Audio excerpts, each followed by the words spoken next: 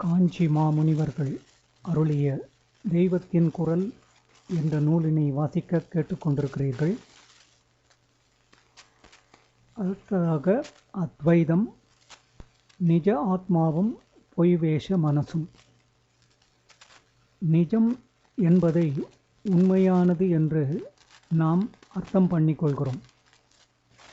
நிஜம் என்பதற்கு நிஜமான அர்த்தம் தனக்கே உரிய ஸ்வபாவம், தன் உண்மை இயல்பு என்பதாகும். இரண்டு அர்த்தத்திலும் ஆத்மாதான் நிஜ நாம். அதை அறியாத நாம் மனசின் பொய் வேஷத்தில் நம் சுபாவத்தை தெரிந்து கொள்ளாமல் இருப்பவர்கள்தான். மனசை நாமாகவே நினைத்து விடுகிற அளவுக்கு அது பெரிய வேஷம் போட்டு ஏமாற்றி விடுகிறது. ஒரு வேஷம் இல்லை, மாறிக்கொண்டே இருக்கிற பல வேஷங்கள். பழனியில் தண்டாயுதபாணிக்கு கிடுகிடுவென்று ஒரு அபிஷேகத்துக்கு மேல் இன்னொரு அபிஷேகமாக பனித்திரை போட்டு அலங்காரம் பண்ணி திறந்து காட்டுவார்கள். ஒரு அலங்காரத்திலே ஆண்டி பண்டாரமாக நிற்பார். கொஞ்ச நேரத்தில் இன்னொரு அபிஷேக அலங்காரமாகி திரையை விளக்கும் போது பார்த்தால் ராஜாவாக காட்சி கொடுப்பார். அதற்கப்புறம் இன்னொரு அலங்காரத்தில் வேட ரூபத்தில் தரிசனம் தருவார். அதே மாதிரிதான் நம் வேஷமும் மாறிக்கொண்டே இருக்கிறது. பிறந்ததிலிருந்து, கருவாய் உருவானதிலிருந்து இன்னும் பின்னே போனால் எத்தனையோ ஜென்மத்துக்கு முன்னால் இருந்து நம் உடம்பும் மனசும் மாறிக்கொண்டே இருக்கிறதென்றால் ஒவ்வொரு மாற்றமும் ஒரு வேஷம்தானே.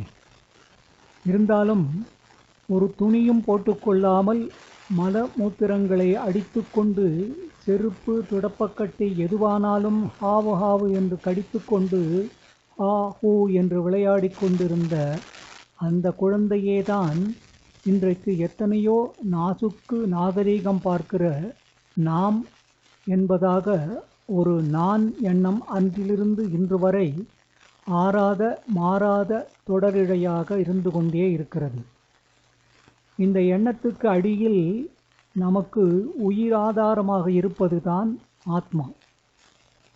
அன்றைக்கு குழந்தை வேஷத்தில் இருந்தவனும் இன்றைக்கு இப்போது நாம் உள்ள இந்த வேஷத்தில் இருப்பவனும் ஒரே ஆசாமி என்று நமக்கு தெரிந்து மற்றவர்களுக்கும் தெரிவது அத்தனை வேஷத்துக்கும் ஆதாரமாக மாறாமல் உள்ள அந்த ஆத்மாவினால்தான். சினிமா டிராமாவிலே பல வேஷங்களில் ஒரு நடிகன் வருகிறான். ஒன்றில் அவன் ராமனாக வரலாம், இன்னொன்றில் ராவணனாக வரலாம், ஒன்றில் பணக்காரனாகவும் இன்னொன்றில் தரித்திரனாகவும் வரலாம். இப்படி வேஷம் மாறுகிறதென்றாலும் வேஷம் போட்டுக்கொண்ட ஆசாமி ஒருத்தன்தான். அப்படியே நம்முடைய வாழ்க்கை நாடகத்தில் நாம் போட்டுக்கொள்ளும் பல வேஷங்களில் ஒரு வேஷமாக இல்லாமல் இத்தனை வேஷமும் போட்டுக்கொள்கிற அந்த நிஜ ஆசாமியாக இருப்பது ஆத்மாதான். வேஷங்கள் பல இருக்கின்றன என்பதாலேயே வேஷமே இல்லாத ஒரு நிஜ ஆசாமியும் இருப்பதால் தான் இந்த வேஷங்கள் அவனுக்கு ஏற்பட முடிகிறது என்று ஆகிவிடுகிறது. வேஷத்தை கலைத்துவிட்டு அந்த ட்ரெஸ் மேக்கப் எல்லாவற்றையும் எடுத்துவிட்டு ஆசாமி தன் வீட்டில் இருக்கிறார் போல் ஆத்மாவானது மனஸ் உடம்பு முதலிய உடுப்பும் ஹரிதாரமும் இல்லாமல் சுஷுப்தியிலும் தூக்கத்திலும் நிஷ்டையிலும் இருக்கிறது. அப்போது உடம்போடு மனசோடு பட்டுக்கொள்ளாமல் தானாயிருப்பதினால்தான் ஒரே சாந்தமாயிருக்கிறது. ஒரு காரியமும் எண்ணமும் இல்லாமல் இவற்றால் ஏற்படும் இழுபறி போராட்டம், அதாவது தேவாசுர யுத்தம் இல்லாமல் ஜீவன் இருப்பது அப்போதுதான். ஆசையும் அதனால் ஏற்படும் அவஸ்தையும் இல்லாமல் ஜீவன் இருப்பது மனசின் ஆட்டமில்லாமல் ஆத்மா மட்டும் இருந்து கொண்டிருக்கும் நிலையேதான் பிரசாந்த நிலை என்கிற உசந்த அமைதி நிலை. அதுதான். அடுத்து ஆத்மாவினாலே மனதின் இயக்கம். ஆனால் விசித்திரம் என்னவென்றால் சாந்தமயமான இந்த ஆத்மா இல்லாமல் சாந்தியே தெரியாத மனசுக்கு வேலை செய்கிற சக்தி இல்லை. மனசின் வேலை என்பது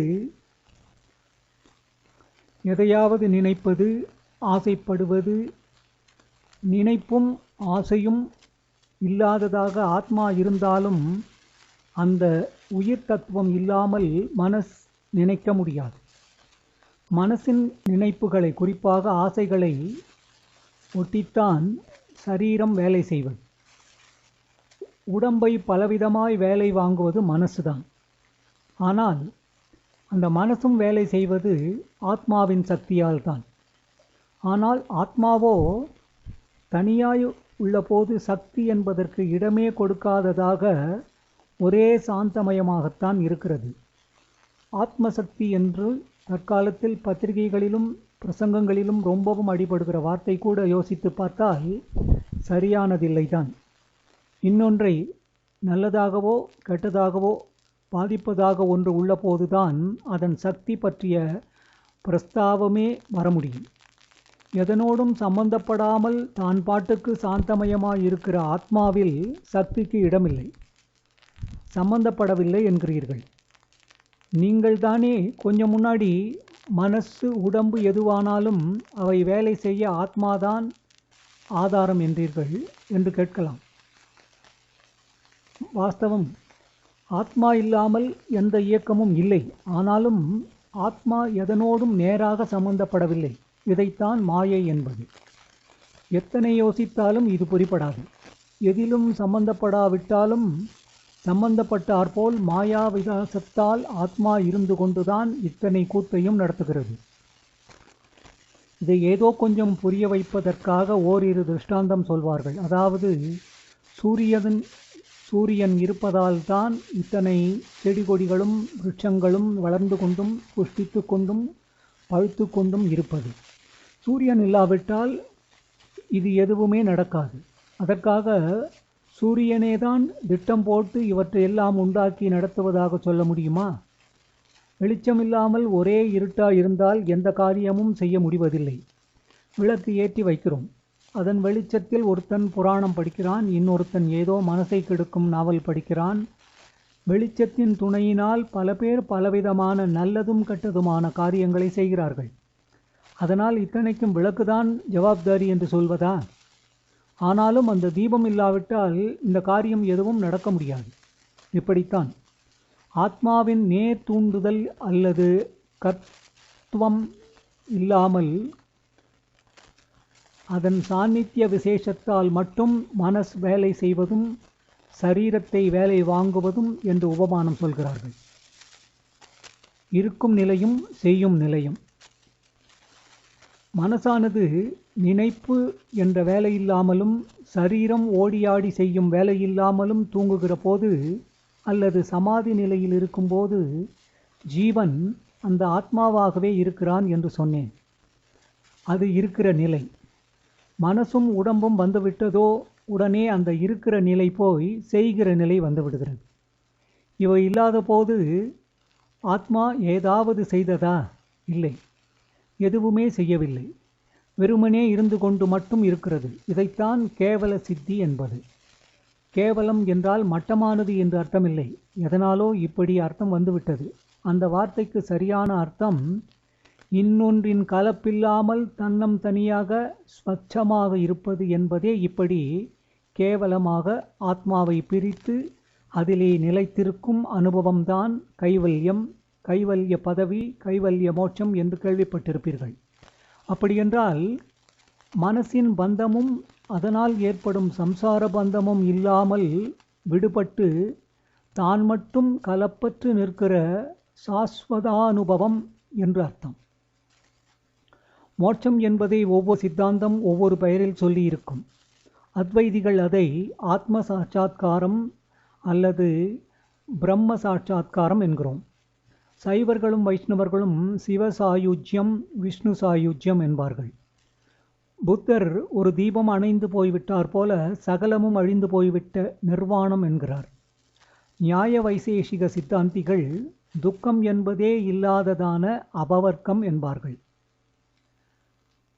ஜைன மதத்திலும் யோக சாஸ்திரத்திலும் கேவல ஸ்திதி, கைவல்யம் என்றே மோட்சத்தை சொல்லியிருக்கிறது. இப்படி வெறுமனே இருந்து கொண்டு மட்டும் இருக்கிற நிலை போய் மனசு முளைத்து செய்கிற நிலை ஏற்பட்டுவிட்டால் உடனே அனர்த்த பரம்பரை அத்தனையும் புற்றீசல் மாதிரி புறப்பட்டு விடுகின்றன. அடுத்து ஆசை பசியின் விளைவுகள். மனசு வந்துவிட்டால் உடனே அதற்கு ஆசைகள் என்ற ஆயிரக்கணக்கான பசிகள் ஏற்பட்டு அதை தீர்த்து கொள்வதில் கோபம், லோபம், பொய், பொறாமை, அழுகை, பயம் எல்லாமும் பட்டாளமாக வந்துவிடுகின்றன. அப்படியாவது ஆசை தீர்ந்ததா என்றால் அதுதான் இல்லை. விடாமல் ஒன்று மாற்றி ஒன்று என்று ஆசை பூர்த்திக்கான காரியங்கள் நம்மை பிடித்து கொண்டு பேய் மாதிரி ஆட்டி வைக்கின்றன. ஆனந்தம் வேண்டும் என்பதற்காகத்தான் நாம் செய்கிற இத்தனை காரியங்களும் என்றாலும் இந்த காரியங்களினால் அதிகபட்சமாக அடையக்கூடிய சந்தோஷங்களும் கூட தற்காலிகமாக இருந்து மறைந்து போகின்றன. எதுவுமே கலப்படமில்லாத சந்தோஷமாக இல்லாமல் கையோடேயே ஒரு துக்கத்தையும் அழைத்து கொண்டு வருகிறது. பட்சணம் சாப்பிட்டால் சந்தோஷமாக இருக்கிறது, வயிற்று வலியும் வருகிறது என்பது வயிற்றுப்பசி விஷயத்தில் மட்டும்தான் என்றில்லை. கண்ணின் பசி, காதின் பசி, சரீரப்பசி, எண்ணத்தின் பசி, பணப்பசி எல்லாவற்றிலும் இதேதான் நடக்கிறது. குழந்தை விளையாடி பார்த்தால் சந்தோஷமாய் இருக்கிறது. அதற்கு ஒரு ஜுரம் வந்துவிட்டால் இந்த சந்தோஷத்தைப் போல் 4 மடங்கு கவலை வந்து விடுகிறது. நிறைய பணம் வந்தால் சந்தோஷமாக இருக்கிறது.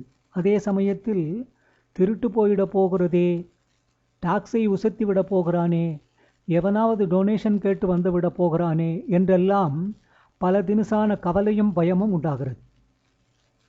உத்தியோகம் பண்ணுவது, குழந்தை குட்டி பெற்றுக்கொள்வது, பணம் சேர்ப்பது, கிளப்புக்கு போவது, சினிமாவுக்கு போவது என்றிப்படி இன்னும் என்னென்ன செய்கிறோமோ அவை எல்லாமும் சந்தோஷம் வேண்டும், ஆனந்தம் வேண்டும் என்பதற்காகவே. ஆனாலும் ஒவ்வொன்றாலும் உண்டாகிற சந்தோஷத்தோடு கூட அதைவிடவும் ஜாஸ்தியாக துக்கம், விசாரம், பயம், ஆத்திரம், அவமானம், பொறாமை, அகங்காரம் எல்லாமும் உண்டாகின்றன. அப்படியாவது இந்த ஆனந்தங்களில் எதையாவது ஒன்றையாவது சாஸ்வதமாக பிடித்து வைத்து கொள்ள முடிகிறதா என்றால் அதுவும் இல்லை. ஏதோ ஒன்றின் மேல் ஆசை உண்டானவுடன் அதை எப்படி அடைவது என்ற கவலை பிறக்கிறது. இன்னொருத்தன் அதை அடைய முயற்சி செய்கிறான் என்றால் போட்டி போடுகிறானே என்று கோபம் வருகிறது. அதை அவன் அடைந்து விட்டால் பொறாமை, நாம் அடைந்து விட்டால் திமிர், அவனை அவமானப்படுத்த தோன்றுவது. இப்படியாக ஆசையின் நிகர விளைவாக ஏதோ ஒரு தோஷம் சம்பாதித்துக் கொள்கிறோம். ஆசைப்பட்ட வஸ்துவை அடைந்த பின் அல்ப சந்தோஷம், அப்புறம் அது தேய்ந்து மறைந்து போய் இன்னொரு வஸ்துவுக்காக இதே மாதிரி பரப்பும் தோஷங்களும் சம்பாதித்துக் கொள்வது. ஆசை வைத்த எதையோ ஒன்றை அடைவதற்காகவே க்ஷண நேரம் சும்மா இல்லாமல் காரியம் செய்கிறோம். தூக்கத்திலிருந்து முழித்து கொண்டு மனசு புறப்பட்டதோ இல்லையோ, இந்த காரிய பிசாசு பிடித்து கொண்டு சாந்தம் என்ன, நிம்மதி என்ன, நிறைவு என்ன என்றே தெரியாதபடி ஆட்டி வைக்க ஆரம்பித்து விடுகிறது. நடுவிலே ஏதோ கொஞ்சம் ஆசை ஈடேறி பிறக்கிற மாதிரி நிம்மதியும் திருப்தியும் போன சவடு தெரியாமல் அதிருப்தி பிரவாகத்தில் எங்கேயோ அடித்து கொண்டு போய் விடுகிறது. அடுத்து கொள்ளுவதும் தள்ளுவதும். ஒன்றை கொள்வதற்காக செய்யும் முயற்சியில் கஷ்டம், அதை நமக்கென்று வைத்து கொண்டிருப்பதிலேயே எத்தனையோ கஷ்டம். அது கைவிட்டு போனாலும் கஷ்டம். கொள்ளுகிறதால் ஏற்படும் இந்த கஷ்டங்களோடேயே கைகோத்து கொண்டு தள்ளுவதால் ஏற்படும் அநேக கஷ்டங்களும் சேருகின்றன. எந்த காரியமானாலும் ஒன்றை கொள்ளுவது, அதாவது சம்பாதிப்பது, இன்னொன்றை தள்ளுவது, அதாவது விலக்குவது, இரண்டும் சேர்ந்தே வரும். இல்லாததை கொண்டு வர வேண்டும் என்பதை தள்ள வேண்டும், வேண்டாம் என்பதை தள்ள வேண்டும். உடம்பு நன்றாயிருக்க சாப்பிடவும் வேண்டும், விசர்ஜனம் பண்ணவும் வேண்டும் என்றிருக்கிற மாதிரி தான் போக்கிரி வேலைக்காரனை தள்ள வேண்டும், நல்ல வேலைக்காரனை கொண்டு வர வேண்டும். சத்துருக்களை போக்க வேண்டும், மித்திரர்களை அடைய வேண்டும், பணத்தை கொண்டு வர வேண்டுமென்றால் அந்த முயற்சிக்கு இடையூறாக வருகிற எல்லாவற்றையும் தள்ள வேண்டும். எல்லா ஆசைக்கும் இப்படி கொள்ளுவது தள்ளுவது இரண்டிலும் உபத்திரவம். உட்கொண்ட ஆகாரம் ஜெரிக்காமல் உபத்திரப்படுவது அல்லது மறுபடி அதே மாதிரி வேண்டும் என்ற அரிப்பை ஏற்படுத்துகிறது. விசர்ஜனம் ஆகாவிட்டால் வியாதி உண்டாகிறது அல்லது ஒரே அடியாக போய் கை கால் ஓய்ந்து படுக்கும்படி பண்ணுகிறது. தள்ளின வேலைக்காரன் நம் கையை காலை உடைத்து போட வேண்டும் என்று கருவி கொண்டு போகிறான். அவனிடம் பயப்படுகிறோம். கொண்ட வேலைக்காரன் இன்கிரிமெண்ட் கேட்கிறான், ஸ்ட்ரைக் செய்வேன் என்று பயமுறுத்துகிறான். ஒரு காலத்தில் கொண்டவனையே இன்னொரு காலத்தில் தள்ள வேண்டியதாகிறது. முதல் நாள் கொண்ட ஆகாரத்தை தானே மறுநாள் விசர்ஜனமாக தள்ளுகிறோம். சத்ருவிடம் பயப்படுவது போதாதென்று மித்திரர் ரொம்பவும் உறவு கொண்டாடி கொண்டு வந்துவிடப் போகிறாரே என்று அதைவிட பயப்பட வேண்டியிருக்கிறது. நம்மை பற்றி அவர்களுக்கும் இதே மாதிரி இருக்கலாம். ஆக கொண்டதையே தள்ளும்படி ஏற்படுகிறது. இப்படி பார்த்து கொண்டே போனால் காரியம் செய்வதே பைத்தியக்காரத்தனம் என்று தோன்றுகிறது. காரியமே இல்லாமல் வெறும் ஆத்மா மட்டும் இருக்கும்போது எத்தனை நன்றாயிருக்கிறது. நமக்கு சமாதி நிஷ்டை பற்றி தெரியாவிட்டாலும் நித்திரை பற்றி தெரியும். அந்த நித்திரை எத்தனை ஆனந்தமாயிருக்கிறது இருந்தது. ஒரு காரியமும் இல்லாமல் மனசும் இல்லாமல் எத்தனை நிம்மதியாயிருந்தது. ஒரு ராஜா கூட சகல போக்கியங்களிலும் அலுத்து போய் தன் ராஜரீக பெருமை எதுவும் இல்லாத நித்திரையில் விழ வேண்டும் என்று தினமும் நினைக்கத்தானே செய்கிறான். அது எதனால் என்றால், ஆத்மாவாக இருக்கும்போது கொள்ளுவது தள்ளுவது என்ற இரண்டும் இல்லாததால் தான். ஆத்மாதான் நிஜ நாம் என்று பார்த்தோம். நம்மை நாமே கொள்ளுவது என்பது எப்படி சாத்தியம்? இனிமேல்தான் நம்மை கொள்ள வேண்டுமென்றால் இப்போது நாம் யாராகவோ இருக்கின்றோம். நாம் எப்படி நாமாக இல்லாமல் இருக்க முடியும்? நாம் எப்படி யாரோவாக இருக்க முடியும்? இந்த இரண்டுமே சாத்தியமில்லை. அதே மாதிரி நம்மையே நாம் எப்படி தள்ளி கொள்ள முடியும்? முடியுமானால் தள்ளுவது யார்? தள்ளிய பின் மிஞ்சக்கூடியது யார்? நம்மை தவிர நம்மிடம் எதுவும் இருக்கவே முடியாததால் ஆத்மாவை தள்ளவோ தள்ளிய பின் மிஞ்சி நிற்கவோ எவரும் இருக்க முடியாது. நம்மை நாமே தள்ள முடியாது, கொண்டு வரவும் முடியாது. நாம் நாமாக இருந்து கொண்டே இருக்கிறோமாதலால் புதிதாக கொண்டு வர முடியாது. அம்பாளை இப்படி ஆத்மஸ்வரூபமாக வைத்துத்தான் லலிதா சகஸ்ரநாமத்தில் அவளுக்கு ஹேயோபா தேயோ வர்ஜிதா என்று பெயர் சொல்லியிருக்கிறது. ஹேயம் என்றால் தள்ளப்படுவது, உபாதேயம் என்றால் கொள்ளப்படுவது. தள்ளவும் முடியாதவளாக கொள்ளவும் முடியாதவளாக இருப்பவள் ஹேதோபாதேய வர்ஜிதா. நம்மை தவிர வேறாக இருப்பவற்றைத்தான் கொள்ளவும் தள்ளவும் ஓயாமல் காரியம் செய்து வீணாகிறோம். நாமாகவே இருப்பதற்கு காரியம் வேண்டாம். நாமாகவே இருக்கும்போது காரியத்தின் தொல்லையே இல்லை. அதனால்தான் தூக்கத்தில் அத்தனை சௌக்கியம், சாந்தி, ஆசையின் பிடுங்கள், மனசின் அரிப்பு இல்லாமல், தேவாசு யுத்தம் என்றேனே அது இல்லாமல் நாம் நிம்மதியாக இருப்பது தூக்கத்தில்தான். நமக்கு தகுதியில்லாவிட்டாலும் பகவான் பரமகருணையால் தினமும் 7-8 மணி இந்த சாந்த நிலையை அனுகிரகம் பண்ணுகிறார். ஒரு கால் பிறரிடம் கருணையால் நாம் அவர்களுக்கு இந்த 7-8 மணியாவது உபத்திரம் பண்ணாதிருக்கவே நம்மை தூங்க பண்ணுவதாகவும் இருக்கலாம். தூக்கமல்ல வழி. அப்படியானால் தேவாசுர யுத்தம் இல்லாமல், மனசில்லாமல், அதிலிருந்து முளைக்கும் ஆசை இல்லாமல் நாம் சாந்தமாக இருக்க வழி தூங்கிக் கொண்டே இருப்பதுதானா? நிறைய தூக்க மாத்திரை வாங்கி வைத்துக்கொண்டு முழித்து கொள்ளும் போதெல்லாம் போட்டுக்கொண்டு மறுபடியும் தூங்கி விடலாமா? அது சரியில்லை. நல்ல தூக்கத்திலே மனசின் கிருத்திரிமம் இல்லை, ஆத்மா மட்டும் இருக்கிறது என்றாலும் ஆத்மானுபவம் என்கிற ஆனந்தமான சாந்தமான நிலையாக நாம் அதை தெரிந்து கொண்டு தூக்கத்தின் போது அனுபவிக்கிறோமா என்ன? இல்லை. முழித்து கொண்ட பிற்பாடு சுகமாக தூங்கினேன், நிம்மதியாக இருந்தது என்று சொல்ல தெரிகிறதே ஒழிய தூங்கும்போது அந்த சுகமோ நிம்மதியோ நமக்கு தெரியவில்லை. ஏதோ மரக்கட்டை மாதிரி கிடக்கிறோம். இப்படி வெறும் ஜடநிலைக்கு நம்மை தாழ்த்தி கொள்ளுவது நம்மையே நாம் அவமரியாதை பண்ணி கொள்வதுதான்.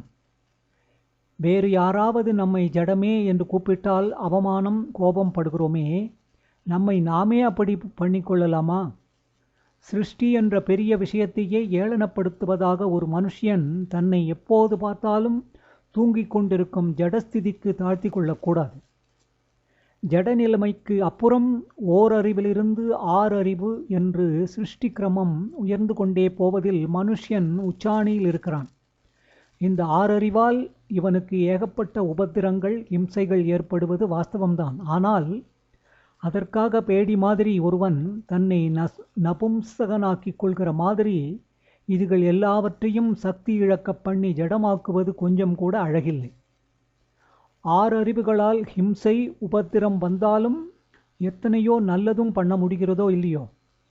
உசந்த தத்துவ விசாரணை, சங்கீதம், சில்பம், பொதுஜன சேவை, அன்பு, தியாகம் இப்படி எத்தனையோ நல்லவற்றிலும் கர்மேந்திரிய ஞானேந்திரியங்களையும் மனசையும் செலுத்த முடிகிறதோ இல்லையோ. இப்படி செய்ய முயல வேண்டும். அப்புறம் ஆறறிவுக்கு மேலே ஒரே அறிவாக ஆக ஞான விசாரம் செய்ய வேண்டும். ஆறறிவுக்கு கீழே ஜடநிலைக்கு போகக்கூடாது.